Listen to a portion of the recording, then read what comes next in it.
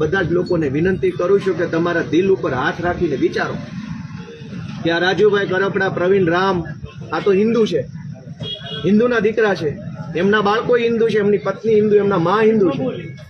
હિન્દુ મુસલમાનના નામે રાજનીતિ કરનારા ભાજપના કરદાઓને શરમ આવી કે નાના એવા હિન્દુ બાળક પાસેથી એનો બાપ દિવાળી ઉપર છીનવી લીધો?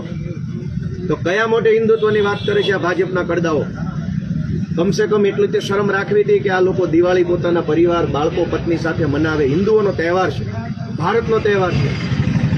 ભારતના હિન્દુઓના તહેવાર નિમિત્તે હિન્દુઓના નાના નાના માસૂમ બાળકો પાસેથી એનો બાપ છીનવી લેનારી આ હરામખોર ભાજપની સરકારને જૂતા મારો. એને કાઢો 2027માં. હિન્દુ મુસલમાનનું જે નાટક કરે છે એને ઓળખો, એવી ગુજરાતભરની જનતાને હું વિનંતી કરું છું. આખા વર્ષની અંદર કોઈ પણ ઘટના બને તો કદાચ માણસ એને સહન કરી લે, કોઈ પણ માણસ કોઈ પણ ઘટના સહન કરી લે, પણ તહેવાર બગડે ને એ સહન ન થાય. એમાંય આપણી દિવાળી બગડે, આપણું નવું વર્ષ બગડે, એ જીવે ત્યાં સુધી ભૂલાય નહીં એવી ઘટના છે. હું ગુજરાતભરના લોકોને વિનંતી કરું છું કે આ લોકો પ્રવીણ રામ, રાજુ કરપડા અને બીજા 84 જેટલા લોકો, રાજુભાઈ બોરખતરિયા સહિત રમેશભાઈ મેર, આ શું કામ જેલમાં ગયા? દારૂ વેચતા હતા? નહીં. ડ્રગ્સ વેચતા હતા? નહીં. આ લોકો રોડમાં કટકી કરતા હતા? નહીં.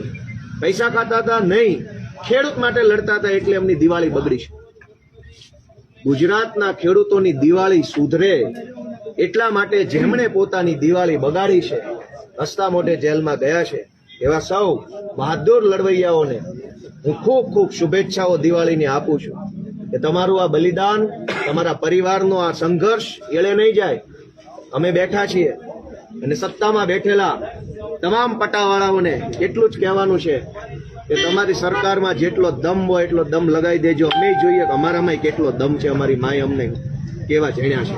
અમે લડીશું, સંઘર્ષ કરીશું અને આ દિવાળી નવા વર્ષની અંદર સંકલ્પ લઈએ છીએ કે આ નિર્દોષ બાળકો પાસેથી બાપ છીનવી લેનારી ભાજપની સરકારને 27માં ઘર ભેગા કરવા માટે પૂરો જીવ અને જાન લગાડી દઈશું. આજે આટલી વિશાળ સંખ્યામાં અમારા કાર્યકર્તાઓ આવ્યા, આગેવાનો આવ્યા, સમર્થકો આવ્યા, ખેડૂતો આવ્યા, એ બધાને હું હૃદયપૂર્વક આવકારું છું, બધાનો આભાર માનું છું અને બહુ ભારે અહીંયા ભરેલી આંખે બધાને દિવાળીની શુભેચ્છા આપું છું. મન તો થતું નથી કે આવી શુભેચ્છા, કેમ કે એવું ટાણું નથી, છતાંય એક ભારે અહીંયા હું સૌને શુભેચ્છા આપું છું.